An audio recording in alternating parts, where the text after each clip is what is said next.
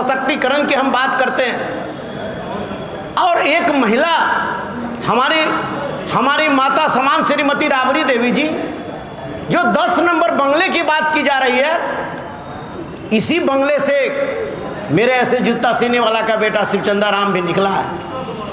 इसी बंगले से भगवतिया देवी मुसर की बेटी एमपी बनी। इसी बंगले से जो डोम का बेटा भोलाराम तूफानी बना।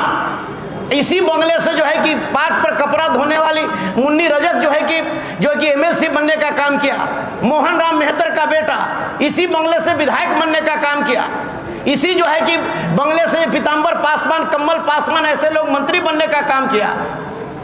और हमारे मंत्री जी कहते हैं कि दलित का, हम भी दलित थे, 2015 में हम मंत्री थे। हमारे आवास को भी जो है कि पुलिस के छावनी से जो है कि 12 स्टैंड रोड को कर दिया गया था। अब उस समय भी 18 महीना की सरकार हम रहा, उस समय भी हम देखें कि भारतीय जनता पार्टी के चितकोहरा में किसका आवास है, वो बना रहा। क्या उसके लिए नियम नहीं है? इसलिए आज के समय में 16 दिन में कौन सी ऐसी बातें आ गई नंद किशोर राम जी को कि आपने 8 जो मंत्री है, आपने उसका आवास नहीं खाली करवाया, आपने उसके नाम पर आवंटन नहीं किया। एक दलित का बेटा का जो है मोहरा बना करके, और अगर आप आवास की बात करते हैं तो इस राज्य में 1 करोड़ से ज्यादा बेघर है दलित। आप इसको का आवास की बात तो करिए। बाबा साहब भीमराव अम्बेडकर जी का जो आरक्षण है उसको खत्म कर रहे हैं, उसको तो देने की बात करिए। हमारा संविधान को आप खत्म कर रहे हैं, संविधान बचाने की तो बात तो करिए। इसके लिए सरकार के पास चिंता नहीं है।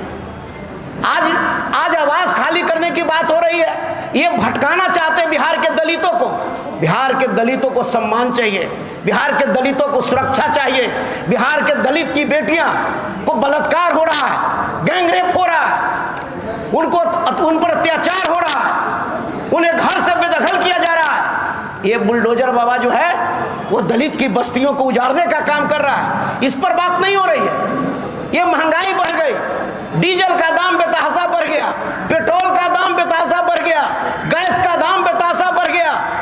महंगाई रोकने के लिए इनके पास कोई व्यवस्था नहीं है। और उस तरीका से दलित के बेटा के ऊपर जो है ये हमारा राष्ट्रीय जनता दल और राष्ट्रीय जनता दल का नेत्री और नेता श्रीमती राबड़ी देवी जी संवैधानिक अपने तत्व के हिसाब से 10 नंबर आवास में है। सिद्दीकी साहब हमारे ने विस्तार से आपको बताया।